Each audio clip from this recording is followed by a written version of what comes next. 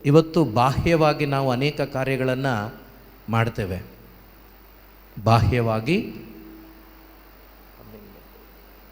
ಬಾಹ್ಯವಾಗಿ ಅನೇಕ ಕಾರ್ಯಗಳನ್ನು ನಾವು ಮಾಡ್ತೇವೆ. Praise the Lord. Hallelujah, hallelujah. Praise the Lord, hallelujah. ನಾವು ಬಾಹ್ಯವಾಗಿ ಅನೇಕ ಕಾರ್ಯಗಳನ್ನು ಮಾಡ್ತೇವೆ. ಆದರೆ ಈ ಬಾಹ್ಯ ಕಾರ್ಯಗಳು ದೇವರಿಗಿಷ್ಟವಾಗೋದಿಲ್ಲ. Praise the Lord. ಬಾಹ್ಯವಾದ ಕಾರ್ಯಗಳು ದೇವರಿಗಿಷ್ಟವಾಗೋದಿಲ್ಲ. ಅದಕ್ಕೆ ದೇವರು ಹೇಳಿದ್ದು, ನಿಮ್ಮ ಬಟ್ಟೆ ಅಲ್ಲ, ನಿಮ್ಮ ಹೃದಯವನ್ನು ಸೀಳ್ರಿ. Price the lord. ನಿಮ್ಮ ಬಟ್ಟೆಯನ್ನು ಅಲ್ಲ, ನಿಮ್ಮ ಹೃದಯವನ್ನು ಸೀಳಿ. ಆಗ ಮಾತ್ರವೇ ದೇವರ ಕಡೆಗೆ ಅಥವಾ ದೇವರ ಪ್ರೀತಿಯನ್ನು ಅನುಭವಿಸಲಿಕ್ಕೆ ಸಾಧ್ಯ. ಹಾಗಾಗಿ ಈ ಒಂದು ಸಂದರ್ಭದಲ್ಲಿ ಕೆಲವು ವಾಕ್ಯಗಳ ಮುಖಾಂತರ ದೇವರನ್ನು ಅರಿತುಕೊಳ್ಳಲು ಪ್ರಯತ್ನಿಸೋಣ. ದೇವರಿಂದ ಬೇರ್ಪಟ್ಟ ನಾವು ಅವರೊಂದಿಗೆ ಒಂದಾಗಲಿಕ್ಕೆ ಪ್ರಯತ್ನ ಪಡೋಣ. ಆಗ ಮಾತ್ರವೇ ದೇವರ ಅಪಾರವಾದ ಪ್ರೀತಿಯನ್ನು ನಮ್ಮ ಹೃದಯದಲ್ಲಿ ನಾವು ಅನುಭವಿಸಲಿಕ್ಕೆ ಸಾಧ್ಯ. ಕೇವಲ ಈ 40 ದಿವಸಗಳು ಅಥವಾ ನಿಮ್ಮ ದಿನಗಳು ಬಾಹ್ಯವಾಗಿ ನೀವು ಆಚರಿಸುವ ಆಚರಣೆಯಿಂದ ಕ್ರಿಸ್ತನೊಂದಿಗೆ ಒಂದಾಗಲಿಕ್ಕೆ ಸಾಧ್ಯನೇ ಇಲ್ಲ. ಈ ಬಾಹ್ಯವಾದ ಆಚರಣೆಗಳಿಂದ ಕ್ರಿಸ್ತನ ಪ್ರೀತಿಯನ್ನು ಅನುಭವಿಸಲಿಕ್ಕೆ ಸಾಧ್ಯನೇ ಇಲ್ಲ. ಈ ಕಲ್ವಾರಿಯ ಧ್ಯಾನ ಏನಾಗಬೇಕು ಅಂದರೆ, ನಮ್ಮ ಕೊನೆ ಉಸಿರಿರುವ ತನಕ ನಾವು ಧ್ಯಾನಿಸಬೇಕು. ಎಲ್ಲಿ ತನಕ? ಜೋರಾಗಿ ಹೇಳಿ, ಎಲ್ಲಿ ತನಕ? ಶಿಲುಬೆಯ ಪ್ರೀತಿಯನ್ನು, ಆ ಶಿಲುಬೆಯ ಯಾತನೆಯನ್ನು ಸಾಯುವ ತನಕ ನಾವು ಧ್ಯಾನಿಸಿದರೆ ಮಾತ್ರ ಆ ಧ್ಯಾನದ ಸಂದರ್ಭದಲ್ಲಿ ದೇವರ ಪ್ರೀತಿಯನ್ನು ಅನುಭವಿಸಲಿಕ್ಕೆ ಸಾಧ್ಯ. ಹಾಗಾಗಿ ಯೇಸುವಿನಲ್ಲಿ ನನ್ನ ಆತ್ಮೀಯ ಸಹೋದರ ಸಹೋದರಿಯರೇ, ಈ ದಿನ ದೇವರಿಗಾಗಿ ನೀವು ಮೀಸಲಾಗಿಟ್ಟು ಎಲ್ಲ ಒಟ್ಟಿಗೆ ಸೇರಿ ಬಂದಿದ್ದೀರಾ. ಬಹಳ ಸಂತೋಷ. ಅದಕ್ಕೆ ತಕ್ಕ ಹಾಗೆ ನಾವೆಲ್ಲರೂ ಕೂಡ ಸಕ್ರಿಯವಾಗಿ ಭಾಗವಹಿಸೋಣ, ಗ್ರಹಿಸಿಕೊಳ್ಳೋಣ ದೇವರ ವಾಕ್ಯಗಳನ್ನು.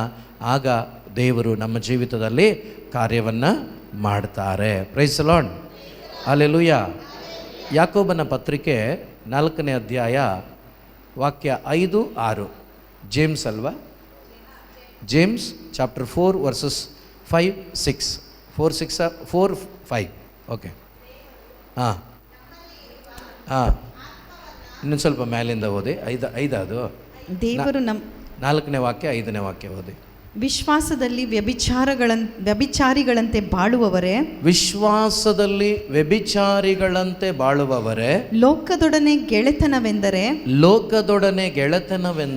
ದೇವರೊಡನೆ ಹಗೆತನವೆಂಬುದು ನಿಮಗೆ ತಿಳಿಯದೆ, ಲೋಕದೊಡನೆ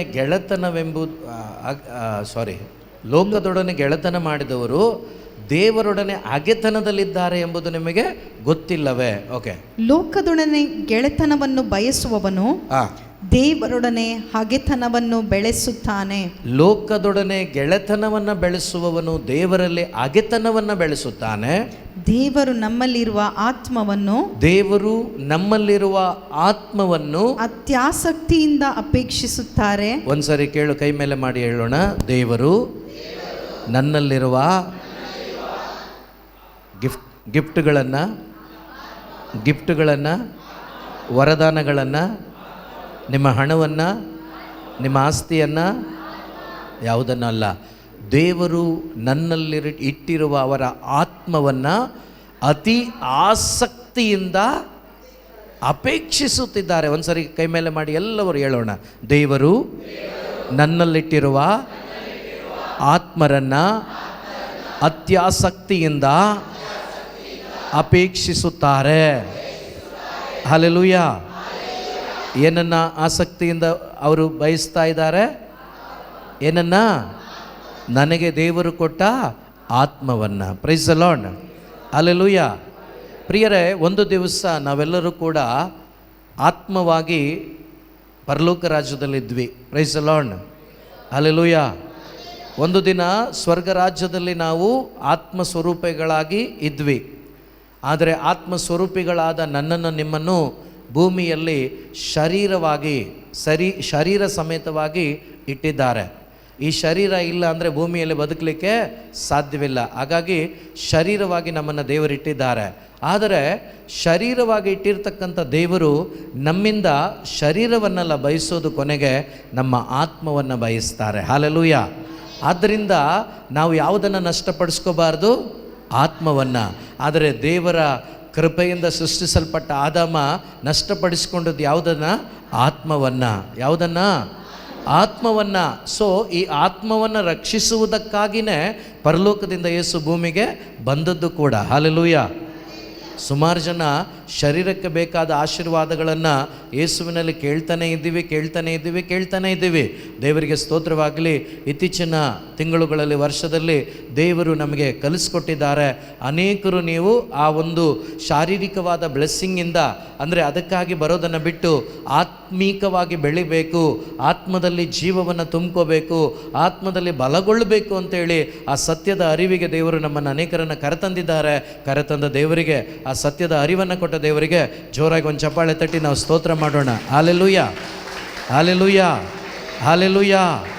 ಸೊ ಆದ್ದರಿಂದಲೇ ಇಲ್ಲಿ ಯಾಕೋಬರು ಹೇಳ್ತಾ ಇದ್ದಾರೆ, ವಿಶ್ವಾಸದಲ್ಲಿ ಈ ಲೋಕದಲ್ಲಿ ಬದುಕುತ್ತಿರುವ ನಾವು ವ್ಯಭಿಚಾರಿಗಳಂತೆ ಬದುಕ್ತಾ ಇದ್ದೇವೆ. Price the lord.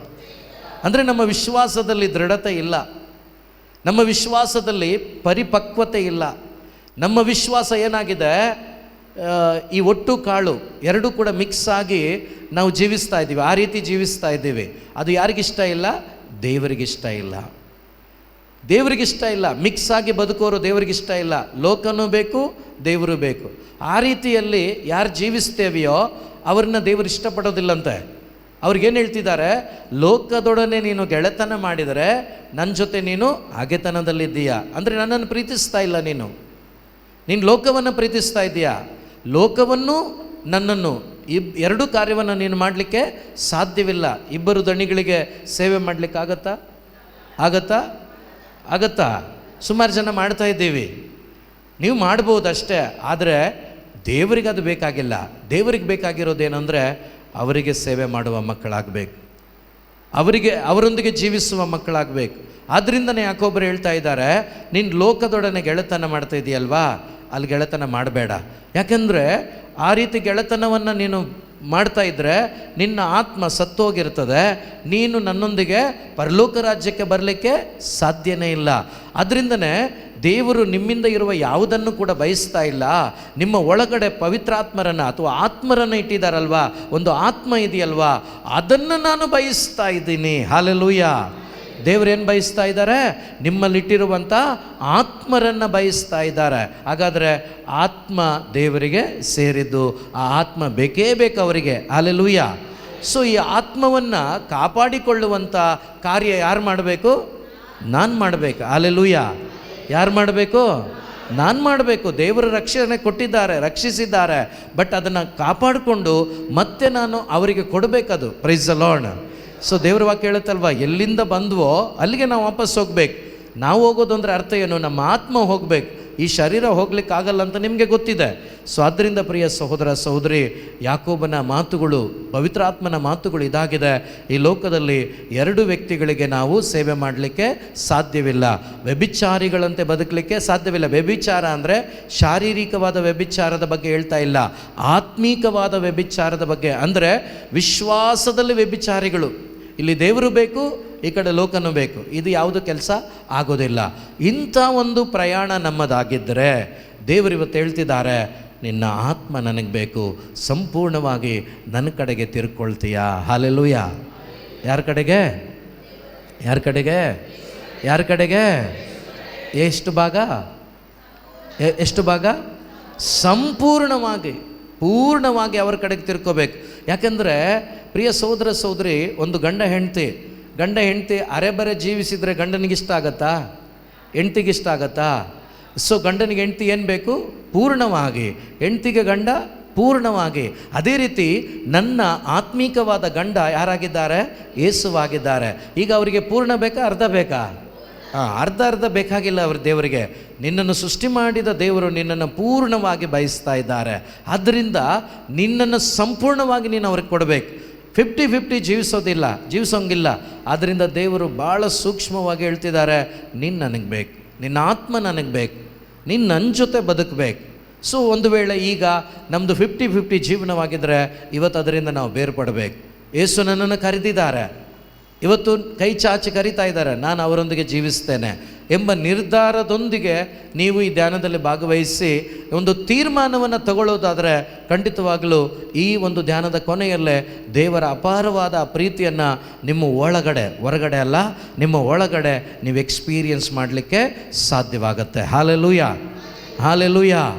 ಯೇಸುವೆ ಸ್ತೋತ್ರ, ಯೇಸುವೆ ವಂದನೆ, ಯೇಸುವೆ ಆರಾಧನೆ, ಯೇಸುವೆ ಮಹಿಮೆ. ಹಾಲೆಲೂಯ.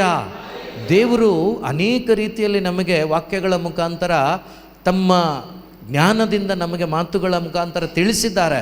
ಆದರೂ ಕೂಡ ನಾವು ಅನೇಕ ಬಾರಿ ಲೋಕವನ್ನು ಪ್ರೀತಿಸಿ ಅವರಿಂದ ಬೇರ್ಪಟ್ಟಿದ್ದೇವೆ. ಉದಾಹರಣೆಗೆ ಆದಾಮನಿಗಿಬ್ಬರು ಮಕ್ಕಳು, ಹೌದಾ ಹೌದಾ?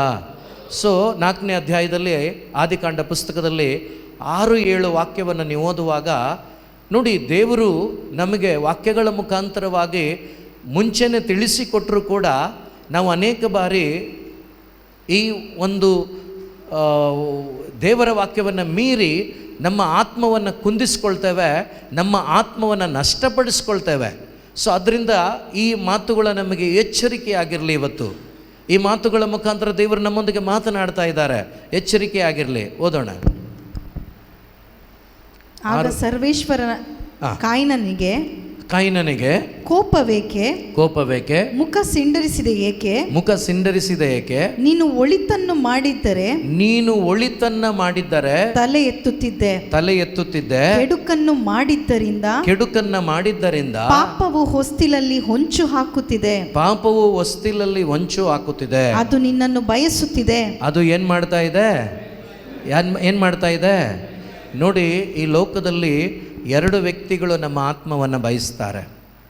ಈ ಲೋಕದಲ್ಲಿ ಇಬ್ಬರು ಆತ್ಮವನ್ನು ಬಯಸ್ತಾ ಇದ್ದಾರೆ. ಒಂದು ಆತ್ಮವನ್ನು ಇಟ್ಟಂಥ ದೇವರು, ಇನ್ನೊಂದು ಸೈತಾನ. Praise the lord. ಸೈತಾನ ನಿಮ್ಮ ಆತ್ಮವನ್ನು ಬಯಸೋದು ಯಾಕೆ ಅಂದರೆ ಅವನ ಜೊತೆ ನರಕದಲ್ಲಿ ನಾಶ ಮಾಡಲಿಕ್ಕೆ. ದೇವರು ನಿಮ್ಮ ಆತ್ಮವನ್ನು ಬಯಸೋದು ಏನಕ್ಕೆ ಅಂದರೆ ಪರಲೋಕ ರಾಜ್ಯದಲ್ಲಿ ಅವರ ಆನಂದದಲ್ಲಿ ನಿಮ್ಮನ್ನು ಭಾಗಿಗಳನ್ನಾಗಿ ಮಾಡುವುದಕ್ಕಾಗಿ. Praise the lord. ಹಲ್ಲೆಲೂಯಾ. ಈಗ ಆಯ್ಕೆ ಯಾರ ಬಳಿ ಇದೆ? ನನ್ನ ಬಳಿ ಇದೆ. ಈಗ ಆಯ್ಕೆ ಯಾರ ಬಳಿ ಇದೆ ಅಂದರೆ ನಿಮ್ಮ ಒಬ್ಬೊಬ್ಬರ ಬಳಿ ಇದೆ. ದೇವ್ರು ಹೇಳ್ತಾರಲ್ವಾ, ನಾನು ಬಾಗಿಲು ತಟ್ಟೋದಷ್ಟೇ ನನ್ನ ಕೆಲಸ, ಡೋರ್ ತೆಗೆಯೋದು ಯಾರ ಕೆಲಸ? ನನ್ನ ಕೆಲಸ. ನೀನು ಡೋರ್ ಓಪನ್ ಮಾಡಿದ್ರೆ ನಾನು ಒಳಗಡೆ ಬರ್ತೇನೆ. ಅದೇ ಪ್ರಕಾರ ಇವನಿಗೆ ಹೇಳಿದರು, ಕಾಯಿನನಿಗೆ, ನೀನು ಒಳಿತನ್ನು ಮಾಡಿದರೆ ತಲೆ ಎತ್ತುತ್ತಾ ಇದ್ದೆ, ಪಾಪವು ಹೊಸ್ತಿಲಲ್ಲಿ ಹೊಂಚು ಆಗ್ತಾ ಇದೆ, ಅದು ನಿನ್ನನ್ನು ಬಯಸ್ತಾ ಇದೆ. ಈ ಮಾತಿಗೆ ಅವನು ಕಿವಿಗೊಟ್ಟಿದ್ದಿದ್ರೆ, ಈ ಮಾತನ್ನು ಅವನು ಪರಿಗಣಿಸಿದ್ದಿದ್ರೆ, ಈ ಮಾತನ್ನು ಸ್ವಲ್ಪ ಧ್ಯಾನ ಮಾಡಿದ್ದಿದ್ರೆ ಅವನು ಕೊಲೆ ಮಾಡ್ದಕ್ಕೆ ಆಗ್ತಿತ್ತಾ? ಇಲ್ಲ, ಬಚಾವಾಗ್ತಿದ್ದ. ಅವನು ಶಾಪಗ್ರಸ್ತನಾಗ್ತಿರಲಿಲ್ಲ, ದೇವರಿಂದ ದೂರ ಹೋಗ್ತಾ ಇರಲಿಲ್ಲ, ದೇವರ ಪ್ರೀತಿಯಿಂದ ಬೇರ್ಪಡ್ತಾ ಇರಲಿಲ್ಲ. ಈ ಲೋಕದಲ್ಲಿ ಶಾಪಗ್ರಸ್ತನಾದ ಒಂದು ಬದುಕನ್ನು ಅವನು ಬದುಕ್ತಾ ಇರಲಿಲ್ಲ.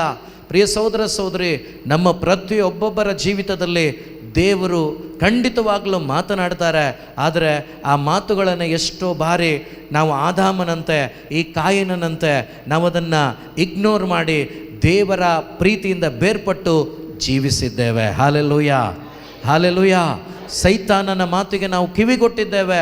ಇಂದು ಒಂದು ವೇಳೆ, ಅದೇ ನಾನು ಆರಂಭದಲ್ಲಿ ಹೇಳಿದ್ದು, ಒಂದು ವೇಳೆ ಆತನ ಅಂದರೆ ಸೈತಾನನ ವಂಚನೆಯ ಮಾತುಗಳಿಗೆ ಒಳಗಾಗಿ ಬಿದ್ದ ಅವಸ್ಥೆಯಲ್ಲಿ ಯಾರಾದರೂ ಇದ್ದರೆ ಇವತ್ತು ನಿಮ್ಮ ಹೃದಯವನ್ನು ದೇವರ ಕಡೆಗೆ ತಿರುಗಿಸ್ಕೋಬೇಕು, ಯೇಸುವಿನ ಕಡೆಗೆ ತಿರುಗಿಸ್ಕೋಬೇಕು. ಆಗ ಯೇಸು ನಿಮ್ಮ ಜೀವಿತದಲ್ಲಿ ಮಹತ್ ಕಾರ್ಯಗಳನ್ನು ಮಾಡ್ತಾರೆ. ದೇವರು ನಿಮ್ಮನ್ನು ಯಾಕೆ ಹಿಂಗೆ ಮಾಡಿದೆ, ಯಾತಕ್ಕೆ ಹಿಂಗಾಯಿತು ಏನೂ ಕೇಳಲ್ಲ ಪ್ರಿಯರೇ. ನೀವು ತಿರುಗೋದನ್ನು ಕಾಯ್ತಾ ಇರ್ತಾರೆ. ಯಾವಾಗ ನೀವು ತಿರುಗ್ತಿರೋ ನಿಮ್ಮ ಜೀವಿತದಲ್ಲಿ ದೇವರು ಕೆಲಸ ಮಾಡ್ತಾರೆ. ಹಲ್ಲೆಲೂಯಾ. ಕೆಲವರ ಆಲೋಚನೆಗಳೇನು ಗೊತ್ತಾ? ಗೊತ್ತಿದ್ದು ಮಾಡಿಬಿಟ್ನಲ್ಲ, ಕ್ಷಮೆ ಇದೆಯಾ? ಗೊತ್ತಿದ್ದು ಮಾಡಿದ್ದೀನಲ್ವಾ, ದೇವರು ನನ್ನನ್ನು ಪ್ರೀತಿಸ್ತಾರಾ? ಖಂಡಿತವಾಗಲೂ ಈ ಲೋಕದಲ್ಲಿ ನಿಮ್ಮ ಶರೀರದಲ್ಲಿ ಜೀವ ಇರುವ ತನಕ ದೇವರಲ್ಲಿ ನೀವು ಕ್ಷಮೆ ಯಾಚಿಸುವುದಾದರೆ ಮನಸ್ಸಂತರಗೊಂಡು ಖಂಡಿತವಾಗಲೂ ಅವರು ಕ್ಷಮಿಸುವ ದೇವರಾಗಿದ್ದಾರೆ. ಯಾಕೆಂದರೆ ಅವರು ಕ್ಷಮೆಯಾಗಿದ್ದಾರೆ, ಅವರು ಪ್ರೀತಿಯಾಗಿದ್ದಾರೆ. ಅವರು ಯಾವಾಗಲೂ ಕೂಡ ನಿಮ್ಮನ್ನು ಕ್ಷಮಿಸಿ ಅವರ ಮಾರ್ಗದಲ್ಲಿ ನಡೆಸುವ ದೇವರಾಗಿದ್ದಾರೆ. ಆದ್ದರಿಂದ ಈ ಕಾಯಿನನಂತೆ ವಂಚನೆಗೆ ಒಳಗಾಗಬಾರ್ದು ನಾವು. ಅವನಿಗೆ ಅವತ್ತು ಯಾವುದೂ ಕೂಡ ಅವಕಾಶ ಇರಲಿಲ್ಲ.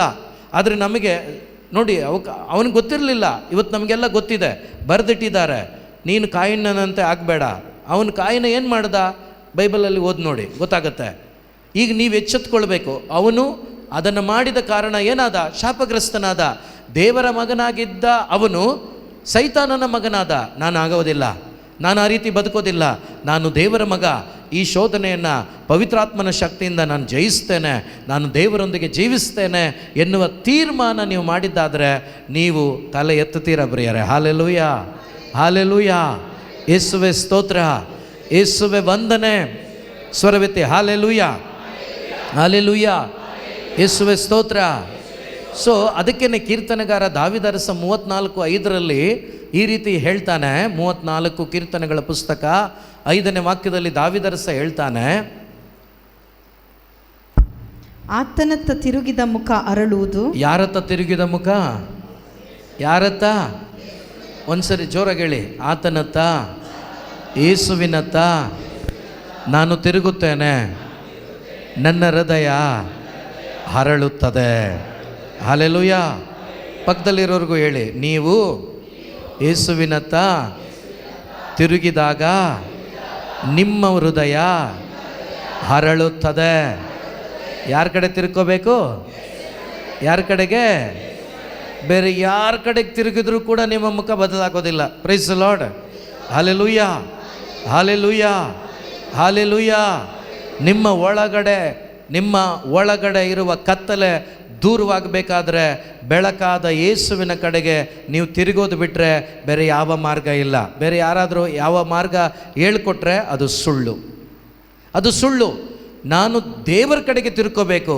ದೇವರ ಕಡೆಗೆ ತಿರುಗುವ ಮುನ್ನ ದಾವೀದನ ಪರಿಸ್ಥಿತಿ ಏನಾಗಿತ್ತು? ನನ್ನ ಶರೀರ ಬತ್ತಿ ಹೋಗಿದೆ, ನನ್ನ ಶರೀರದ ಎಲ್ಲ ಅಂಗಾಂಗಗಳು ಸೋತು ಹೋಗಿದೆ, ನನ್ನ ಎಲುಬುಗಳು ಸವಿದು ಹೋಗಿದೆ. ಇದು ಆತನ ಮಾತುಗಳು. ಆದರೆ ಅದೇ ದಾವೀದ ಹೇಳ್ತಾ ಇದ್ದಾನೆ, ನಾನು ಆತನತ್ತ, ನನ್ನ ದೇವನತ್ತ, ನನ್ನ ಯೇಸುವಿನತ್ತ ತಿರುಗಿದಾಗ ನನ್ನ ಮುಖ ಹರಳಿದೆ ಎಂಬುದಾಗಿ. ಇವತ್ತು ನಿಮ್ಮ ಜೀವಿತದಲ್ಲಿ ದೇವರು ನಿಮಗೂ ಕೂಡ ಕರೆ ಕೊಡ್ತಾ ಇದ್ದಾರೆ. ಏನಂತ? ಮಗನೇ ಮಗಳೇ, ನನ್ನ ಕಡೆಗೆ ತಿರುಕೋ. ನಿನ್ನ ಕತ್ಲೆ ಅದು ಏನಾಗಿರಿ, ಎಷ್ಟು ಗಾಢಾಂಧಕಾರವಾಗಿರಲಿ ಭಯಪಡಬೇಡ. ಗಾಢಾಂಧಕಾರದಲ್ಲಿ ನಾನು ನಿನ್ನನ್ನು ಬೆಳಕಾಗಿ ಮಾರ್ಪಡಿಸ್ತೇನೆ. ಹಾಲೆಲೂಯ. ಏನಾಗಿ ಮಾರ್ಪಡಿಸ್ತಾರೆ? ಯಾರನ್ನ? ಸೊ ಹಾಗಾಗಿ ನಾನು ಯಾರ ಕಡೆ ತಿರ್ಕೋಬೇಕು? ಯೇಸು ಕಡೆಗೆ ತಿರುಗೋದು ಅಂದರೆ ನಿಮಗೆ ಗೊತ್ತಿದೆ, ವಾಕ್ಯದಂತೆ ಜೀವಿಸುವುದಾಗಿದೆ. ಇದನ್ನು ಬಿಡು, ನನ್ನ ಕಡೆ ತಿರ್ಕೋ, ನನ್ನ ಮಾತು ಕೇಳು.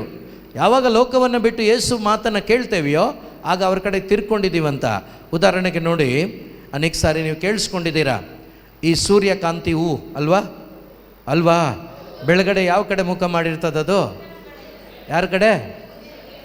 ಸೂರ್ಯ ಉದಯಿಸ್ತಾನಲ್ವಾ, ಆ ಕಡೆ. ಸಂಜೆ ಯಾವ ಕಡೆ ಇರ್ತದೆ? ಸೂರ್ಯ ಮುಳುಗುವಾಗ ಅದು ಕೂಡ ಈ ಕಡೆ ತಿರ್ಕೊಂಡಿರ್ತದೆ. ಸೊ ಅದೇನಾದರೂ ಸೂರ್ಯನ ಬೆಳಕು ಬಿದ್ದಿಲ್ಲ ಅಂದರೆ ಹೆಂಗಿರುತ್ತೆ ಹೇಳಿ? Body ಹೋಗಿರ್ತದೆ, ಮುದುಡಿಕೊಂಡಿರ್ತದೆ.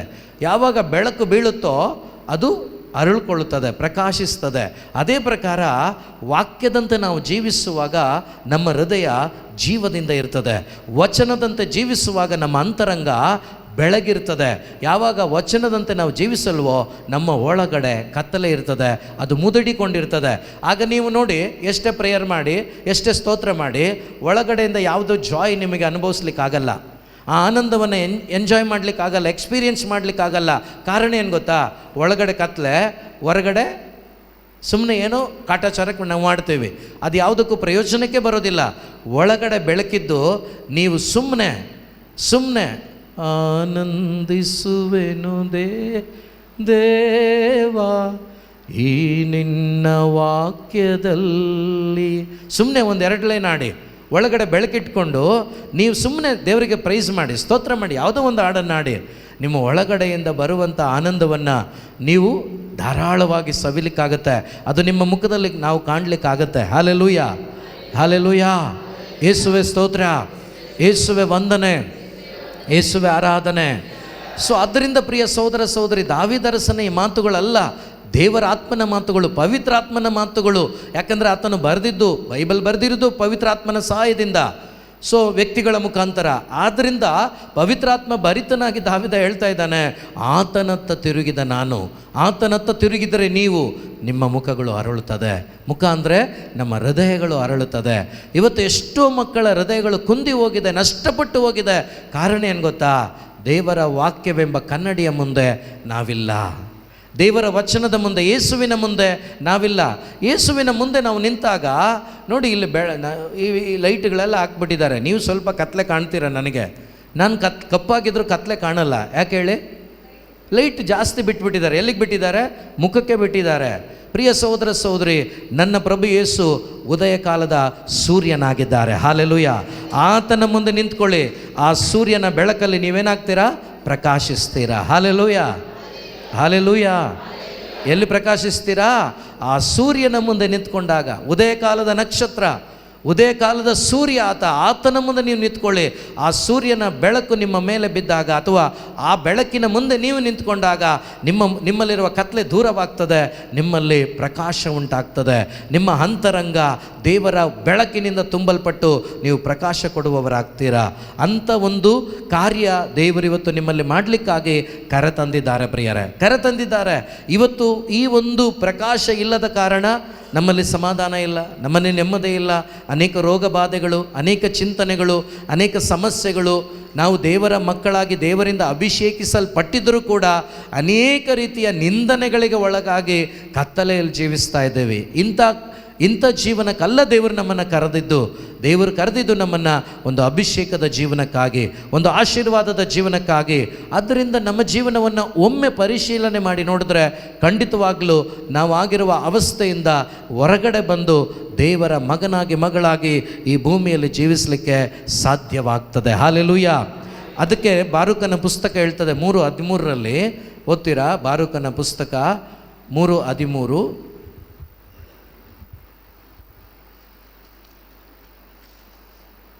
Price the lord. Hallelujah. Okay. ದೇವರ ಮಾರ್ಗದಲ್ಲಿ ನೋಡಿ, ದೇವರ ವಾಕ್ಯ ಹೇಳ್ತಾ ಇದೆ, ದೇವರ ಮಾರ್ಗದಲ್ಲಿ ಯೇಸುವಿನ ವಾಕ್ಯದಂತೆ ನೀನು ನಡೆದಿದ್ದರೆ. ದಯವಿಟ್ಟು ಕೇಳಿಸ್ಕೊಳ್ಳಿ, ಒಂದೊಂದು ವಚನ ಯೇಸುವೆ ಆಗಿದ್ದಾರೆ. Praise the lord. ಆದಿಯಲ್ಲಿ ವಾಕ್ಯವಿತ್ತು, ವಾಕ್ಯವು ದೇವರ ಬಳಿಯಲ್ಲಿದ್ದರೂ ಆ ವಾಕ್ಯ ಯೇಸುವೇ ಆಗಿದ್ದಾರೆ. ಓಕೆನಾ? ಸೊ ಒಂದೊಂದು ವಾಕ್ಯ ಯೇಸು ಆಗಿದ್ದಾರೆ, ಒಂದೊಂದು ವಚನಗಳು ದೇವರ ಮಾತುಗಳಾಗಿದೆ.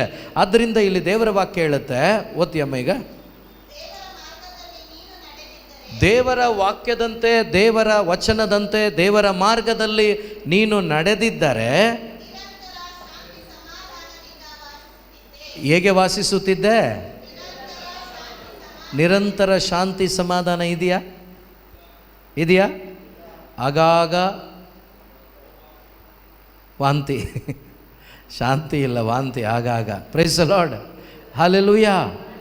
ದೇವರು ಹೇಳ್ತಿದ್ದಾರೆ, ನೀನು ನನ್ನ ವಾಕ್ಯದಂತೆ ನನ್ನೊಂದಿಗೆ ನೀನು ನಡೆದಿದ್ರೆ ನಿರಂತರ. Praise the Lord. ಯಾವಂತರ? ನಿರಂತರ. ದೇವರು ಬಯಸೋದು ಇದನ್ನೇ, ದೇವರು ಬಯಸೋದು ಇದನ್ನೇ. Praise the lord. Hallelujah, hallelujah, hallelujah, hallelujah, hallelujah. So ರಾತ್ರಿ ಬರುವಾಗ ನಾನು ಮಲಗಿದ್ನೋ ಕೂತಿದ್ನೋ ನೆನಪಿಲ್ಲ ನನಗೆ. ಬರುವಾಗ ಡಿಸ್ಕಷನ್ ಮಾಡ್ತಾಯಿದ್ರು ಮಕ್ಕಳು, ಮಲ್ಲಿ ಹರ್ಷಿತ್ ಎಲ್ಲ ಡಿಸ್ಕಷನ್ ಮಾಡ್ತಾಯಿದ್ರು ಅನೋಕ ಎಂಬ ವ್ಯಕ್ತಿಯ ಬಗ್ಗೆ. ಸೊ ಅವನಿಗೆ ಹೇಗೆ ಇರಲಿಕ್ಕಾಯಿತು? ಹರ್ಷಿತ್ ಏನೋ ಹೇಳ್ತಾ ಇದ್ದ, ಅವನ ಕೆಲಸ ಇರಲಿಲ್ಲ ಅಂತ.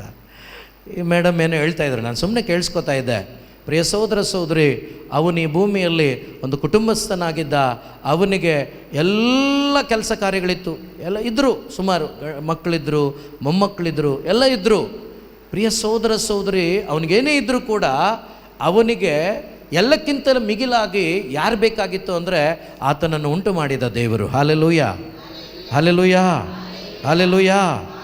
ಈಗ ಕೆಲಸಕ್ಕೆ ಹೋದವ್ರು ಮಾತ್ರ ಬ್ಯುಸಿನಾ? ಮನೇಲಿ ಇದ್ದವರು ಕೂಡ ಇರ್ತಾರಾ? ಇವತ್ತೇ ನಿಮಗೆ ಆಫೀಸ್ಗಳೆಲ್ಲ ಬಂದಿರೋದು. ಸುಮಾರು 30-35 ವರ್ಷದ ಹಿಂದೆ ಹೋದರೆ ಯಾವ MNC ಕಂಪನಿ ಇರಲಿಲ್ಲ. ಎಲ್ಲಿ ದುಡಿಬೇಕಾಗಿತ್ತು? ತೋಟದಲ್ಲಿ ದುಡಿಬೇಕಾಗಿತ್ತು, ಇನ್ನೊಂದು ಕೆಲಸ ಮಾಡಬೇಕಾಗಿತ್ತು. ಎಲ್ಲರೂ ಬ್ಯುಸಿನೇ ಇರ್ತಿದ್ರು.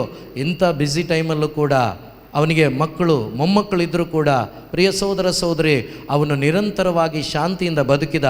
ಅದಕ್ಕೆ ಕಾರಣ ಆತನು ದೇವರ ಮಾರ್ಗದಲ್ಲಿ, ದೇವರ ಅನ್ಯೋನ್ಯತೆಯಲ್ಲಿ ಜೀವಿಸಿದ. ಹಲ್ಲೆಲೂಯಾ. ಯಾರ ಅನ್ಯೋನ್ಯತೆಯಲ್ಲಿ?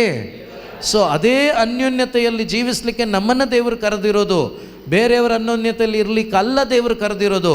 ದೇವರು ನಿಮ್ಮ ಒಬ್ಬೊಬ್ಬರನ್ನು ಕರೆದಿರೋದು ಅವರ ಅನ್ಯೋನ್ಯತೆಯಲ್ಲಿ ಜೀವಿಸುವುದಕ್ಕಾಗಿ. ಅದರಿಂದನೇ ಬಾರೂಕ ಹೇಳ್ತಾ ಇದ್ದಾನೆ, ನೀನು ದೇವರ ಮಾರ್ಗದಲ್ಲಿ ದೇವರ ವಾಕ್ಯದಂತೆ ನೀನು ಜೀವಿಸಿದ್ದರೆ ನಿರಂತರವಾಗಿ ನಿನ್ನಲ್ಲಿ ಏನಿರ್ತಾ ಇತ್ತು? ಶಾಂತಿಯು ಸಮಾಧಾನವೂ ಇರ್ತಾ ಇತ್ತು. ಇವತ್ತು ಸಮಾಧಾನ ಕೆಡಲಿಕ್ಕೆ ಕಾರಣ ಹಾಗಾದರೆ ಏನು? ಅವ್ರ ಜೊತೆ ಇಲ್ಲ. ಯಾರ ಜೊತೆ ಇಲ್ಲ? ಯಾರ ಜೊತೆ ಇಲ್ಲ? ಬೇರೆ ಏನು ತಗೋಬೇಡಿ, ಬೇರೆ ಏನು ತಗೋಬೇಡಿ. ಅವ್ರ ಜೊತೆ ನೀನು ಇದ್ದಿದ್ರೆ ಶಾಂತಿ ಇರ್ತಾ ಇತ್ತು. ಅವರು ಇದ್ದಿದ್ರೆ ನಿನ್ನ ಅಂತರಂಗದಲ್ಲಿ, ನಿನ್ನ ಹೃದಯದಲ್ಲಿ ಅವರು ವಾಸ ಮಾಡ್ತಾ ಇದ್ದಿದ್ರೆ ನಿನಗೆ ಬೇಕಾದ ಶಾಂತಿಯು, ನಿನಗೆ ಬೇಕಾದ ಸಮಾಧಾನವು ಈ ಭೂಮಿಯಲ್ಲಿ ನಿನಗೆ ಲಭಿಸ್ತಾ ಇತ್ತು. ಆದ್ದರಿಂದ ಪ್ರಿಯ ಸಹೋದರ ಸಹೋದರಿ, ದೇವರು ಬಯಸ್ತಾ ಇದ್ದಾರೆ ಏನು ಗೊತ್ತಾ? ನಿನ್ನ ಅಂತರಂಗದಲ್ಲಿ ನಾನು ಜೀವಿಸ್ಬೇಕು, ನಿನ್ನೊಂದಿಗೆ ಜೀವಿಸ್ಬೇಕು. ಯಾವಾಗ? ಯಾವಾಗಲೂ. ಯಾವಾಗ? ಜೋರಾಗೇಳಿ, ಯಾವಾಗ? ಹಾಗಾದರೆ ಯಾವಾಗಲೂ ನೀವು ಎಷ್ಟೇ ಸಮಸ್ಯೆಗಳು ಬಂದರೂ ಕೂಡ ಆನಂದವಾಗಿರಲಿಕ್ಕೆ ಸಾಧ್ಯವಾಗುತ್ತೆ. ಕ್ಷಣಕಾಲ ಬೇಸರ ಆಗ್ಬೋದು, ಕ್ಷಣಕಾಲ ಒಂದು ನೋವು ಬರ್ಬೋದು, ಆದರೆ ನಿನ್ನ ಒಳಗಡೆ ಇರುವ ಆ ಜಾಯನ್ನು ಕಸಿದುಕೊಳ್ಳಲಿಕ್ಕೆ ಈ ಪ್ರಪಂಚದಲ್ಲಿ ಯಾರಿಗೂ ಸಾಧ್ಯವಿಲ್ಲ. ಯಾಕಂದರೆ ಅದು ಎಷ್ಟು ಮಹತ್ವವುಳ್ಳದ್ದು ಅಂತೇಳಿ ನಿನಗೆ ಗೊತ್ತಿರ್ತದೆ, ನಿನಗೆ ಗೊತ್ತಿರ್ತದೆ. ಅದರಿಂದ ನಿನಗೆ ಬೇಜಾರಾಗೋದಿಲ್ಲ. ಅದರಿಂದ ಪ್ರಿಯ ಸಹೋದರ ಸಹೋದರಿ, ನೀನು ದೇವರ ವಾಕ್ಯದಂತೆ ಜೀವಿಸುವಾಗ ನಿನ್ನ ಹೃದಯದಲ್ಲಿ ಬೆಳಕಿರ್ತದೆ, ನಿನ್ನ ಹೃದಯದಲ್ಲಿ ಜೀವ ಇರ್ತದೆ. ಈ ಜೀವವನ್ನು ದೇವರು ಬಯಸ್ತಾರೆ. Hallelujah, hallelujah. ಸೊ ನಿನ್ನ ಆತ್ಮ ಇದೆ, ಅದು ಸತ್ತೋಗಿದ್ರೆ ಪ್ರಯೋಜನ ಇಲ್ಲ. ನಿನ್ನ ಆತ್ಮ ಹೇಗಿರಬೇಕು? ಜೀವಂತವಾಗಿರಬೇಕು. ಅದನ್ನು ಅತಿ ಆಸೆಯಿಂದ ಅಪೇಕ್ಷೆ ಮಾಡ್ತಿದ್ದಾರಂತೆ ದೇವರು. ಬೇರೆ ಏನೂ ಅಪೇಕ್ಷೆ ಮಾಡ್ತಾ ಇಲ್ಲ, ನಿನ್ನ ಹೃದಯವನ್ನು ಬಯಸ್ತಾ ಇದ್ದಾರೆ. ಯಾವ ರೀತಿ ಸೈತಾನ ಕೂಡ, ಸೈತಾನನಿಗೂ ನಿಮ್ಮ ಬಾಡಿ ಬೇಕಾಗಿಲ್ಲ. ಬೇಕಾ? ಬೇಕಾ? ಬೇಡ. ಸೈತಾನನಿಗೇನು ಬೇಕು ಹೇಳಿ? ನಿಮ್ಮ ಆತ್ಮನೇ. Praise the lord. ನಿಮ್ಮ ಆತ್ಮ ಬೇಕು. ಅದಕ್ಕೇ ಶರೀರಕ್ಕೆ ಬೇಕಾದ ಸುಖವನ್ನು ಕೊಟ್ಟು ಏನು ಮಾಡ್ತಾನೆ ಅವನು? ನಿಮ್ಮ ಆತ್ಮನ ನಷ್ಟಪಡಿಸ್ತಾನೆ. Hallelujah, hallelujah. ಆದರೆ ದೇವ್ರು ಹೇಳ್ತಾರೆ, ನಿನ್ನ ಒಳಗಡೆ ನನ್ನನ್ನು ನೀನು ಪಡ್ಕೋ, ನನಗೆ ನಿನ್ನ ಹೃದಯ ಕೊಡು, ನಾನು ಅದನ್ನು ಬಯಸ್ತಾ ಇದ್ದೀನಿ ಅಂತೇಳಿ ಕೇಳ್ತಾ ಇದ್ದಾರಲ್ವಾ. ನೀವು ಅದನ್ನು ಕೊಟ್ಬಿಡಿ, ಲೋಕವನ್ನು ನೀವು ಜಯಿಸ್ತೀರಾ. ಹಲ್ಲೆಲೂಯಾ. ಯಾವುದನ್ನು ಜಯಿಸ್ತೀರಾ? ಯಾವುದನ್ನು? ಯಾವುದನ್ನು? ದೇವ್ರ ವಾಕ್ಯ ಹೇಳುತ್ತೆ, ಶರೀರ, ಕಣ್ಣಿನ ಕಾಮುಕತೆ, ಐಶ್ವರ್ಯದ ವ್ಯಾಮೋಹ, ಇದು ಲೋಕ. ಈ ಲೋಕವನ್ನು ನೀವೇನು ಮಾಡ್ತೀರಂತೆ? ಗೆಲ್ತೀರಂತೆ. ಯಾವಾಗ? ನಿಮ್ಮ ಆತ್ಮವನ್ನು ಯೇಸುವಿಗೆ ಕೊಟ್ಟು ಯೇಸುವಿನೊಂದಿಗೆ ಜೀವಿಸುವಾಗ. ಬರೀ 40 ದಿವಸ ಏನೋ ಒಂದು ಕಾರ್ಯ ಮಾಡಿಬಿಡೋದಲ್ಲ, ಅದರಿಂದ ಏನು ಪ್ರಯೋಜನ ಇಲ್ಲ. ಸಾಯೋ ತನಕ ಇದು ಕಂಟಿನ್ಯೂ ಆಗಬೇಕು. Praise the lord. ಕೆಲವರು ಕೇಳ್ಕೊಳ್ತಾರೆ ಏನಂತ, ಈ 45 ದಿವಸನಾದರೂ ಬಿಟ್ಬಿಡ್ರಪ್ಪ, ಈ 40 ದಿವಸನಾದರೂ ಆಮೇಲೆ ಡಬಲ್ ಬೇಕಾದರೆ ಮಾಡ್ಕೊಳ್ರಪ್ಪ. Praise the lord. Hallelujah, hallelujah. ಈ 40 ದಿವಸನಾದರೂ ಬಿಡ್ರಿ, ಆಮೇಲೆ ಏನು ಬೇಕಾದ? ಅದಾಗಲ್ಲ, ಪ್ರಯೋಜನ ಇಲ್ಲ. ನಿನ್ನ ಆತ್ಮ ಯಾವಾಗಲೂ ಬೇಕು ದೇವರಿಗೆ. ನಿನ್ನ ಸತ್ತು ಈ ಭೂಮಿಯಲ್ಲಿ ಶರೀರ ಮಣ್ಣಾಗ್ತದೆ, ಸತ್ತ ಕ್ಷಣವೇ ನಿನ್ನ ಆತ್ಮದೊಂದಿಗೆ ದೇವರಾತ್ಮ ಇದ್ದಾಗ ಅದು ಅವತ್ತೇ ಒಯ್ಯಲ್ಪಡ್ತದೆ. ಯಾರ ಬಳಿಗೆ? ದೇವರ ಬಳಿಗೆ. ಯಾಕೆಂದರೆ ಆ ಆತ್ಮದಲ್ಲಿ ಯಾರಿದ್ದಾರೆ? ಯೇಸು ಇದ್ದಾರೆ. Praise the lord. ನಿನ್ನ ಆತ್ಮವನ್ನು ಬಯಸ್ತಾ ಇದ್ದಾರೆ ದೇವರು. ಸೊ ಹಾಗಾಗಿ ಇವತ್ತು ನಾವು ಯೋಚನೆ ಮಾಡಬೇಕು, ಇವತ್ತು ನಾವು ಸ್ವಲ್ಪ ಅವಲೋಕನ ಮಾಡಬೇಕು. ನನ್ನ ಆತ್ಮ ಜೀವಂತವಾಗಿದೆಯಾ ಅಥವಾ ಅರೆಬರೆ ಇದೆಯಾ ಅಥವಾ ಸತ್ತೋಗಿದೆಯಾ? ನೀವೇ ಯೋಚನೆ ಮಾಡಿ, ನೀವೇ ಯೋಚನೆ ಮಾಡಿ. ವಾಕ್ಯಗಳನ್ನು ಆಲಿಸುವಾಗ ಖಂಡಿತ ಗೊತ್ತಾಗತ್ತೆ. ನಿಮ್ಮಲ್ಲಿ ನಿರಂತರ ಆನಂದ, ನಿರಂತರ ಶಾಂತಿ, ನಿರಂತರ ಸಮಾಧಾನ ಇದೆಯಾ? ಖಂಡಿತ ಜೀವಂತವಾಗಿದೆ. ಇಲ್ವಾ? ಡೆಡ್ ಆಗೋಗಿದೆ. Praise the lord. ಹಲ್ಲೆಲೂಯಾ. ಯೇಸುವೆ ಸ್ತೋತ್ರ, ಯೇಸುವೆ ವಂದನೆ. ಸೊ ಹಾಗಾಗಿ 36ನೇ ಅಧ್ಯಾಯ ಎಜಿಕೇಲ್ ಪ್ರವಾದಿ ಗ್ರಂಥ 36, ಎಜಿಕೇಲ್ ಪ್ರವಾದಿ ಗ್ರಂಥ 36, 25ನೇ ವಾಕ್ಯದಿಂದ ಒಂದು ಸ್ವಲ್ಪ ಓದೋಣ. ನಾನು ನಿಮ್ಮ ಮೇಲೆ ನಿರ್ಮಲೋದಕವನ್ನು ಪ್ರೋಕ್ಷಿಸುವೆನು. ನೋಡಿ, ಇವತ್ತು ದೇವರು ಹೇಳ್ತಿದ್ದಾರೆ, ನಿಮ್ಮ ಆತ್ಮ ಡೆಡ್ ಆಗಿದೆಯಾ? ನಿಮ್ಮ ಆತ್ಮ ನಷ್ಟಪಟ್ಟು ಹೋಗಿದೆಯಾ? ಭಯಪಡಬೇಡಿ. ಇವತ್ತು ನನ್ನ ವಾಕ್ಯಗಳ ಮುಖಾಂತರ ನಿಮ್ಮ ಮೇಲೆ ನಿರ್ಮಲೋದ್ರಕವನ್ನು, ಪರಿಶುದ್ಧಾತ್ಮರನ್ನು ಪ್ರೋಕ್ಷಿಸುವೆನು. ನೀವು ನಿರ್ಮಲರಾಗುವಿರಿ. ನಾವೇನಾಗ್ತೀವಂತೆ? ಓದಿ, ನಾವೇನಾಗ್ತೀವಂತೆ? ನಿರ್ಮಲರಾಗ್ತೀವಂತೆ. ಆಮೇಲೆ ನಿಮ್ಮ ಸಮಸ್ತ ವಿಗ್ರಹಗಳಿಂದಲೂ ನಿಮ್ಮ ಸಮಸ್ತ ವಿಗ್ರಹಗಳಿಂದಲೂ ಸಕಲ ವಿಧವಾದ ಹೊಲಸಿನಿಂದಲೂ ಸಕಲ ವಿಧವಾದ ಹೊಲಸಿನಿಂದಲೂ ನಿಮ್ಮನ್ನು ಶುದ್ಧಿ ಮಾಡುವೆನು. ನಿಮ್ಮನ್ನು ಶುದ್ಧಿ ಮಾಡುವೆನು. ನಾನು ನಿಮಗೆ ಹೊಸ ಮನಸ್ಸನ್ನು ಕೊಟ್ಟು ನಾನು ನಿನಗೆ ಹೊಸ ಮನಸ್ಸನ್ನು ಕೊಟ್ಟು ನಿಮ್ಮಲ್ಲಿ ನನ್ನ ಸ್ವಭಾವವನ್ನು ಹುಟ್ಟಿಸುವೆನು. ಯಾರ ಸ್ವಭಾವ? ಯಾರ ಸ್ವಭಾವ? ಪ್ರಿಯರೇ, ಎಂಥ ದೇವರು ನೋಡಿ, ಎಂಥ ದೇವರು ನೋಡಿ. ಏನು ಹೇಳ್ತಿದ್ದಾರೆ ಹೇಳಿ? ನಿಮ್ಮಲ್ಲಿ ನನ್ನ ಸ್ವಭಾವ ನಾನೇ ಹುಟ್ಟಿಸ್ತೇನೆ. Praise the lord. Hallelujah, hallelujah. ಎಷ್ಟು ಒಳ್ಳೆ ದೇವರು ಪ್ರಿಯರೇ. ಈ ಲೋಕದಲ್ಲಿ ನಾವು ಬದುಕುವಾಗ ನಮಗೆ ಪರಿಶುದ್ಧವಾಗಿ ಬದುಕಲಿಕ್ಕೆ ಸಾಧ್ಯ ಇಲ್ಲ. ಅದಕ್ಕೆ ಬೇಕು ಪವಿತ್ರಾತ್ಮರು. ಈ ಪವಿತ್ರಾತ್ಮರನ್ನು ಉಚಿತವಾಗಿ ಕೊಟ್ಟಿದ್ದಾರಾ ಅಥವಾ ಏನಾದರೂ ಕಾಸು ಕೊಟ್ಟಿದ್ದೀರಾ? ಯಾರೆಲ್ಲ ಕಾಸಿಗೆ ಪಡ್ಕೊಳ್ತೀರೋ ಅವರು ಶಾಪಗ್ರಸ್ತಾರೆ, ಪಡ್ಕೊಳ್ಳೋಕ್ಕೂ ಆಗಲ್ಲ. ಸಿಮೋನ್ ನನಗೆ ಹೇಳಿದ್ರಲ್ವಾ, ಹಾಳಾಗೋಗ್ಲಿ ನಿನ್ನ ದುಡ್ಡು ಅಂತ. ಅದೇ ರೀತಿಯೇ. ಬಟ್ ದೇವರು ಎಷ್ಟು ಒಳ್ಳೆಯವರು ಅಂದರೆ, ಮಗನೇ ಬಾ, ಮಗಳೇ ಬಾ, ನನ್ನನ್ನು ಪಡ್ಕೋ. ನನ್ನನ್ನು ಪಡ್ಕೊಂಡ್ರೆ ನೀನು ಹೊಸ ವ್ಯಕ್ತಿ ಆಗ್ತೀಯ, ನೂತನ ವ್ಯಕ್ತಿ ಆಗ್ತೀಯ. ಮಾತ್ರವಲ್ಲ, ನನ್ನ ಜೊತೆ ನೀನು ಜೀವಿಸುವಾಗ ನನ್ನ ಸ್ವಭಾವವನ್ನು ನಿನ್ನ ಒಳಗಡೆ ನಾನೇ ಇಡ್ತೀನಿ. ಹಲ್ಲೆಲೂಯಾ. ಯಾರು ಇಡ್ತಾರಂತೆ? ಎಷ್ಟು ಎಷ್ಟು ಚೆನ್ನಾಗಿ ನಮ್ಮನ್ನು ನಡೆಸಲಿಕ್ಕೆ ರೆಡಿ ಇದ್ದಾರೆ.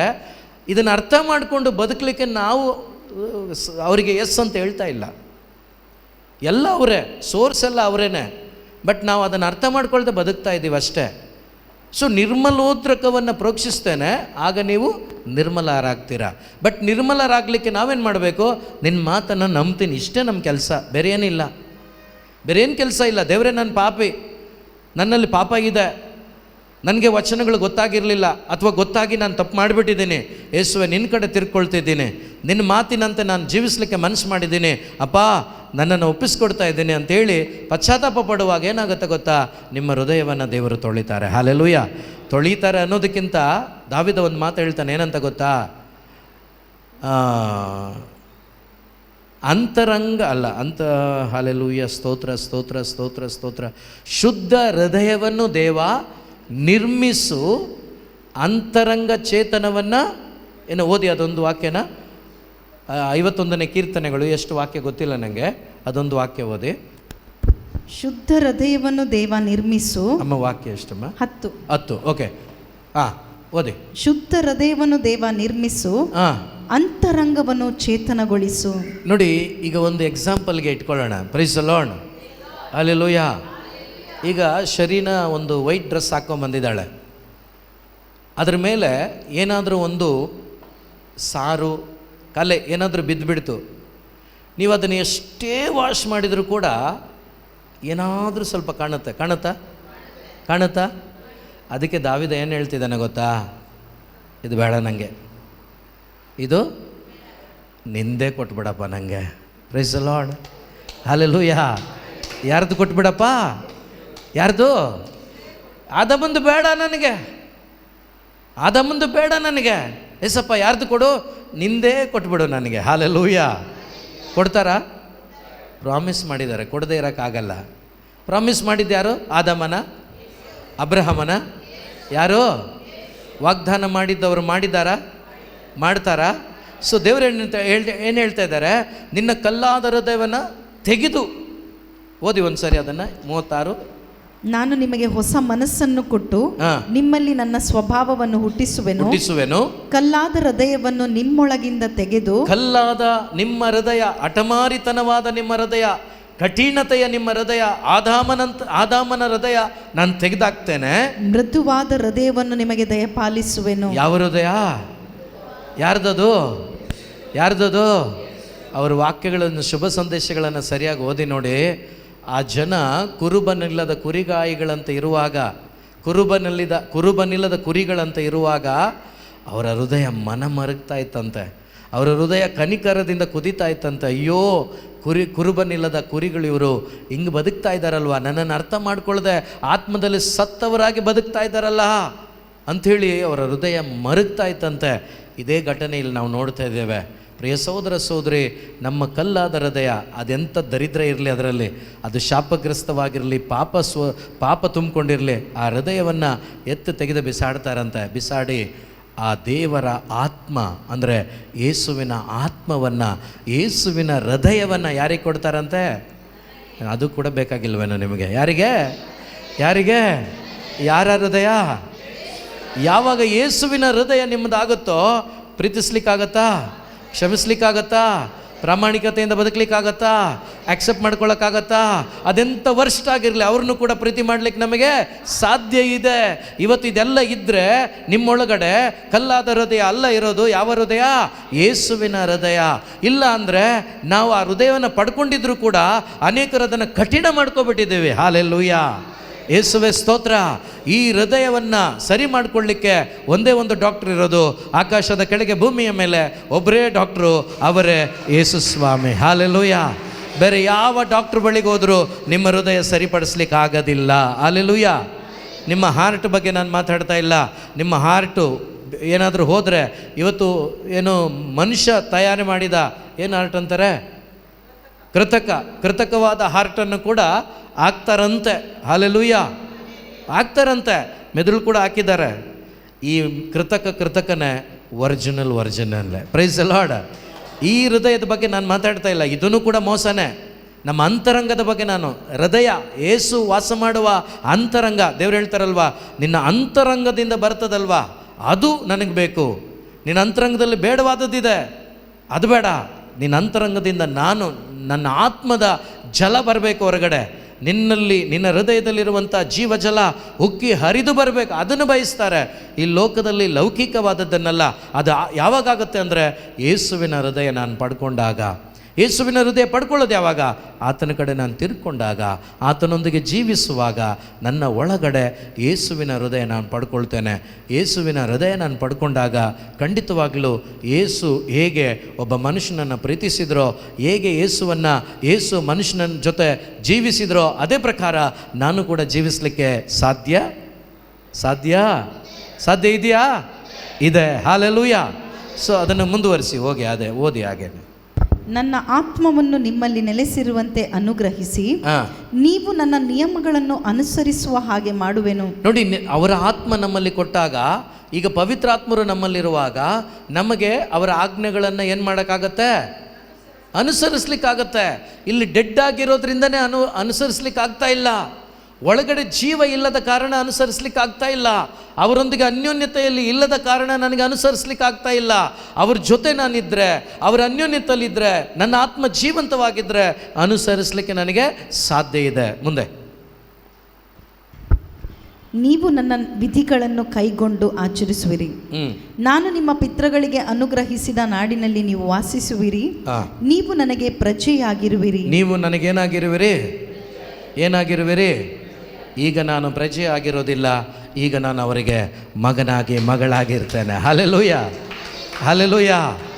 ಅಂದು ವಾಸ ಮಾಡಿದ ಇಸ್ರಾಯೇಲ್ ಮಕ್ಕಳಿಗೆ ದೇವರು ಹೇಳಿದ್ದು, ನೀವು ನನ್ನನ್ನು ಪಡ್ಕೊಳ್ಳಿ, ನನಗೆ ನೀವು ಪ್ರಜೆಗಳಾಗಿರ್ತೀರಾ, ನಾನು ನಿಮಗೆ ದೇವರಾಗಿರ್ತೀನಿ ಅಂದರು.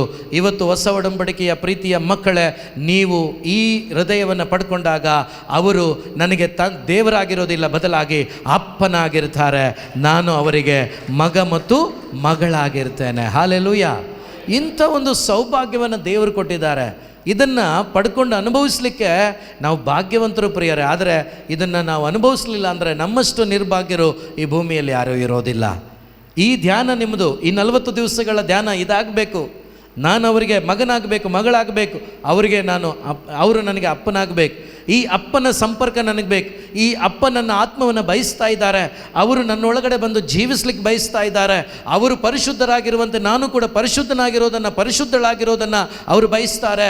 ಇದು ನಾನು ಮಾಡಬೇಕು, ಇದು ಅವರಿಂದ ನಾನು ಪಡ್ಕೊಳ್ತೀನಿ, ನಾನು ಆಗ್ತೀನಿ ಅಂತೇಳಿ ನಿಮಗೆ ಒಂದು ದಾಹ, ಒಂದು ಹಠಮಾರಿತನ ಇದರಲ್ಲಿರಬೇಕು.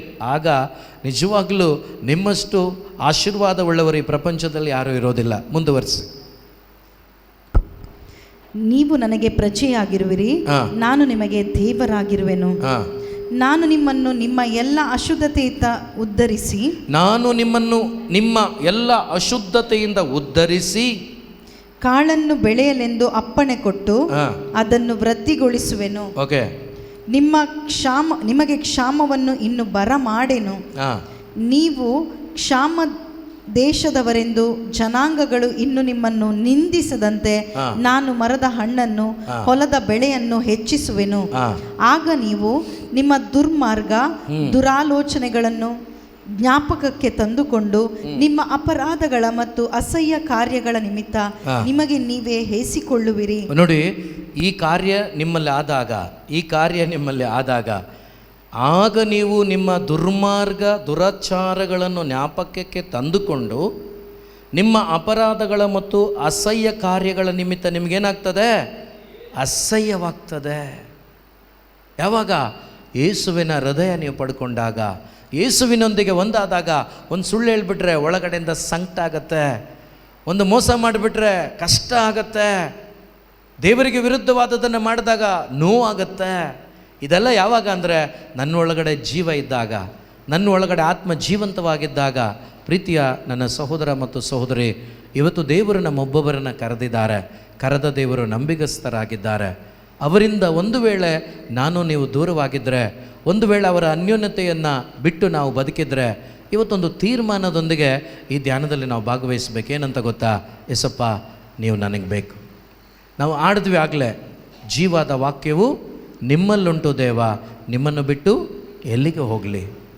ಪೇತ್ರ ಕೇಳಿದ್ದಿದ್ದನ್ನೇ, ಜೀವ ಕೊಡುವಂಥ ವಾಕ್ಯ ಇರೋದು ನಿಮ್ಮ ಬಳಿ, ನಿಮ್ಮನ್ನು ಬಿಟ್ಟು ನಾನು ಎಲ್ಲಿಗೋಗಲಿ. ಇವತ್ತು ನಿಮ್ಮ ಆತ್ಮಕ್ಕೆ ಜೀವ ದೇವರ ವಾಕ್ಯ, ನಿಮ್ಮ ಸತ್ತು ಹೋದ ಹೃದಯಕ್ಕೆ ಜೀವ ದೇವರ ವಾಕ್ಯ, ನಿಮ್ಮ ಒಳಗಡೆ ಪ್ರಕಾಶಕ್ಕೆ ಬೆಳಕಿಗೆ ಮಾರ್ಗ ದೇವರ ವಾಕ್ಯ. ಅದನ್ನು ವಾಕ್ಯವನ್ನು ತುಂಬಿಕೊಳ್ಳಿ. ವಾಕ್ಯ ನಿಮ್ಮ ಹೃದಯದಲ್ಲಿ ಬಂದಾಗ, ಯೇಸು ಬಂದಾಗ ನಿಮ್ಮ ಹೃದಯದಲ್ಲಿ ಒಂದು ಬೆಳಕನ್ನು ದೇವರು ತುಂಬಿಸ್ತಾರೆ. ಪ್ರಿಯ ಸಹೋದರ ಸಹೋದರಿ, ಆ ಕಾರ್ಯವನ್ನು ಮಾಡಲಿಕ್ಕೆ ದೇವರು ತಯಾರಿದ್ದಾರೆ. ನೀವು ತಯಾರಿದ್ದೀರಾ? ಹಲೋ, ನೀವು ತಯಾರಿದ್ದೀರಾ?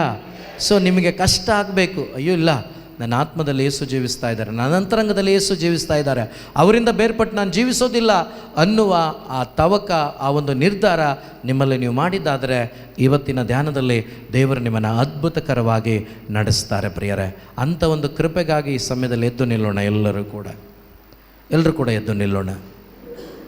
ಆತ್ಮರೇ ಬನ್ನಿರಿ, ಹೊಸ ಬಲವನ್ನು ಕರುಣಿಸಿರಿ, ನನ್ನನ್ನು ರುಚಿ ಕೊಡುವ ಉಪ್ಪಾಗಿ ಬೆಳಕಾಗಿ ಮಾರ್ಪಡಿಸಿರಿ ಅಂತೇಳಿ ನೀವು ಪ್ರಾರ್ಥನೆ ಮಾಡುವುದಾದರೆ ಖಂಡಿತವಾಗಲೂ ದೇವರ ಆತ್ಮ ಇಲ್ಲಿ ಚಲಿಸ್ತಾರೆ. ದೇವರ ವಚನ ನಿಮ್ಮ ಜೀವಿತದಲ್ಲಿ ಕಾರ್ಯ ಮಾಡ್ತದೆ. ಕಲ್ಲಾದ ನಮ್ಮ ಒಬ್ಬೊಬ್ಬರ ಹೃದಯವನ್ನು ದೇವರು ತೆಗಿತಾರೆ. ಮೃದುವಾದ ಹೃದಯವನ್ನು ನಮಗೆ ಕೊಡ್ತಾರೆ, ಕೊಟ್ಟು ನಮ್ಮನ್ನು ಬಲಪಡಿಸ್ತಾರೆ. ನಾವೆಲ್ಲರೂ ಕೂಡ ಪ್ರೀತಿ ತುಂಬಿದ ಹೃದಯದಿಂದ ಕ್ಷಣಕಾಲ ಪ್ರಾರ್ಥನೆಯೊಂದಿಗೆ ನಾವು ಕೇಳೋಣ. ನನ್ನ ಆತ್ಮವನ್ನು ಅತಿ ಆಸೆಯಿಂದ ಅಪೇಕ್ಷಿಸುತ್ತಿರುವ ದೇವನೇ, ಇದು ನಾನು ನಿಮಗೆ ಕೊಡ್ತಾ ಇದ್ದೇನೆ. ನನ್ನ ಅಂತರಂಗದಲ್ಲಿ ನಿನ್ನ ಬೆಳಕನ್ನು, ನಿನ್ನ ಜೀವವನ್ನು ತುಂಬಿಸ್ರಿ. ಸತ್ತ ಅವಸ್ಥೆಯಿಂದ ನನ್ನನ್ನು ಜೀವಕ್ಕೆ ತನ್ನಿರಿ, ಕತ್ತಲೆಯಿಂದ ನನ್ನನ್ನು ಬೆಳಕಿಗೆ ತನ್ನಿರಿ, ನನ್ನೊಳಗಡೆ ಒಂದು ಮಹತ್ ಕಾರ್ಯವನ್ನು ಮಾಡಿ ಅಂತೇಳಿ ಎಲ್ಲರೂ ಕೂಡ ಆತ್ಮರೇ ಬನ್ನಿರಿ, ಹೊಸ ಬಲವನ್ನು ಕರುಣಿಸಿ. ಆತ್ಮರೇ ಬನ್ನಿರಿ, ಹೊಸ ಬಲವನ್ನು ಕೊಡು ದೇವನೇ, ಹೊಸ ಬಲವನ್ನು ಕರುಣಿಸಿ. ಯೇಸುವಿಗೆ ನಾ ಸಾಕ್ಷಿಯಾಗಿ ಬಾಳುವ ವರವನ್ನು ಕರುಣಿಸಿರಿ. ಯೇಸುವಿಗೆ ನಾ ಸಾಕ್ಷಿಯಾಗಿ ಬಾಳುವ ವರವನ್ನು ಅನುಗ್ರಹಿಸಿ. ದಾಹದಿಂದ ಎಲ್ಲರೂ ಕೂಡ ಕೇಳೋಣ ಪ್ರಿಯರೇ. ರುಚಿ ಕೊಡುವ ಉಪ್ಪು ನಾನು ನೀವಾಗಬೇಕು. ಬೆಳಕನ್ನು ಬೆಳಗಿಸುವ ಬೆಳಕು ನಾವಾಗಬೇಕು. ಕಮಾನ್, ಎಲ್ಲರೂ ಕರಗಳನ್ನು ತಟ್ಟುತ್ತಾ ಸಂತೋಷದಿಂದ ನಮ್ಮ ಜೀವಿತಗಳನ್ನು ಒಪ್ಪಿಸಿಕೊಟ್ಟು ಕೇಳೋಣ.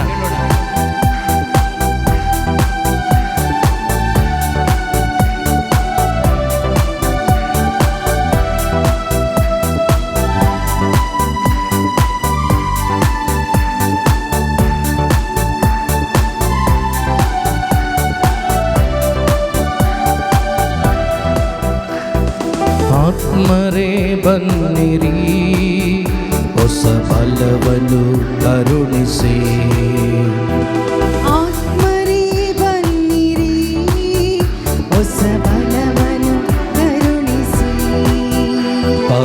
ಪವಿತ್ರಾತ್ಮರೇ ಬನ್ನಿರಿ, ಹೊಸ ಬಲವನ್ನು ಕರುಣಿಸಿ. ಪವಿತ್ರಾತ್ಮರೇ ಬನ್ನಿರಿ, ಹೊಸ ಬಲವನ್ನು ಕರುಣಿಸಿ. ಯೇಸುವಿಗೆ ನಾ ಸಾಕ್ಷಿಯಾಗಿ ಬಾಳುವ ವರವನ್ನು ಅನುಗ್ರಹಿಸಿ.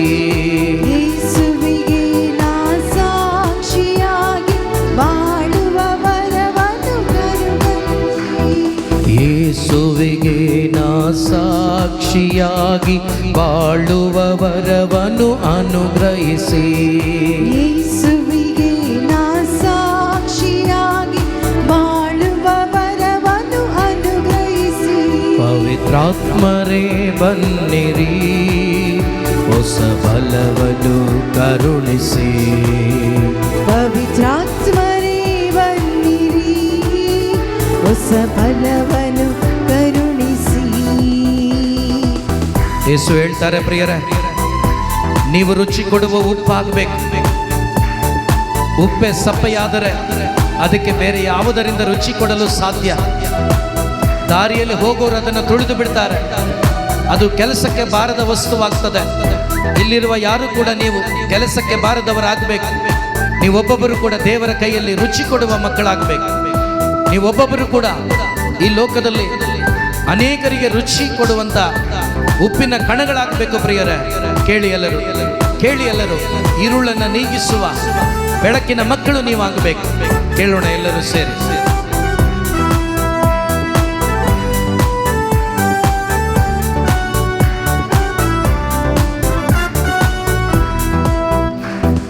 ರುಚಿ ಕೊಡುವ ಒಳ್ಳೆ ಉಪ್ಪಾಗಿ ಆತ್ಮರೇ ನನ್ನನ್ನು ಮಾರ್ಪಡಿಸಿ. ರುಚಿ ಕೊಡುವ ಒಳ್ಳೆ ಉಪ್ಪಾಗಿ ಆತ್ಮರೇ ನನ್ನನ್ನು ಮಾರ್ಪಡಿಸಿ. ರುಚಿ ಕೊಡುವ ಒಳ್ಳೆ ಉಪ್ಪಾಗಿ ಆತ್ಮರೇ ನನ್ನನ್ನು ಮಾರ್ಪಡಿಸಿ. ರುಚಿ ಕೊಡುವ ಒಳ್ಳೆ ಉಪ್ಪಾಗಿ ಆತ್ಮರೇ ನನ್ನನ್ನು ಮಾರ್ಪಡಿಸಿ. ഇരുಳನ್ನು ನೀಗುವ ಬೆಳಕಾಗಿ ಆತ್ಮರೇ ನನ್ನನ್ನು ಬೆಳಗಿಸಿರಿ. ഇരുಳನ್ನು ನೀಗುವ ಬೆಳಕಾಗಿ ಆತ್ಮರೇ ನನ್ನನ್ನು ಬೆಳಗಿಸಿರಿ. ಪವಿತ್ರಾತ್ಮರೇ ಬನ್ನಿರಿ, ಹೊಸ ಬಲವನ್ನು ಕರುಣಿಸಿ. ಪವಿತ್ರಾತ್ಮರೇ ಬನ್ನಿರಿ, ಹೊಸ ಬಲವನ್ನು ಕರುಣಿಸಿ. ದೇವರ ವಾಕ್ಯವನ್ನು ಧ್ಯಾನಿಸಿ ಆ ವಾಕ್ಯದಂತೆ ಜೀವಿಸಲು ಯೇಸುವೆ ನನ್ನನ್ನು ಬಲಪಡಿಸಿರಿ ಅಪ್ಪ. ದೇವರ ವಾಕ್ಯವನ್ನು ನಾನು ಸಾರಲು ಬೇಕಾದ ಧೈರ್ಯದ ಆತ್ಮರಿಂದ ನನ್ನನ್ನು ತುಂಬಿಸಿರಿ ಅಪ್ಪ. ಕೇಳಿ ಪ್ರಿಯರೇ, ಇವತ್ತು ನಮ್ಮ ಅಂತರಂಗದಲ್ಲಿ ಈ ಒಂದು ಬೆಂಕಿ ಹತ್ತಿ ಉರಿಯಲಿ, ಪರಿಶುದ್ಧಾತ್ಮರು ಚಲಿಸಲಿ ಇವತ್ತು ನಮ್ಮ ಅಂತರಂಗದಲ್ಲಿ. ಕಮಾನ್, ಎಲ್ಲರೂ ಕೇಳೋಣ ಪ್ರಿಯರೇ.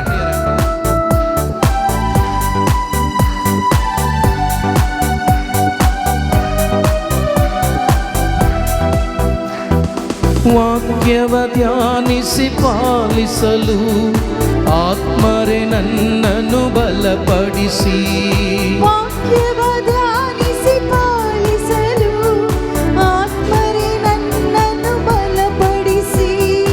ವಾಕ್ಯವ ಧ್ಯಾನಿಸಿ ಪಾಲಿಸಲು ಆತ್ಮರೇ ನನ್ನನ್ನು ಬಲಪಡಿಸಿ. ವಾಕ್ಯವ ಧ್ಯಾನಿಸಿ ಪಾಲಿಸಲು ಆತ್ಮರೇ ನನ್ನನ್ನು ಬಲಪಡಿಸಿ. ದೇವರ ವಾಕ್ಯವನ ಸಾರಲು ಧೈರ್ಯದ ವರವನ್ನು ಕರುಣಿಸಿರಿ. ದೇವರ ವಾಕ್ಯವನ ಸಾರಲು ಧೈರ್ಯದ ವರವನ್ನು ಕರುಣಿಸಿರಿ. ಪವಿತ್ರಾತ್ಮರೇ ಬನ್ನಿರಿ, ಹೊಸ ಬಲವನ್ನು ಕರುಣಿಸಿ. ಪವಿತ್ರಾತ್ಮರೇ ಬನ್ನಿರಿ, ಹೊಸ ಬಲವನ್ನು ಕರುಣಿಸಿ. ಯೇಸುವಿಗೆ ನಾ ಸಾಕ್ಷಿಯಾಗಿ ಬಾಳುವ ವರವನ್ನು ಅನುಗ್ರಹಿಸಿ.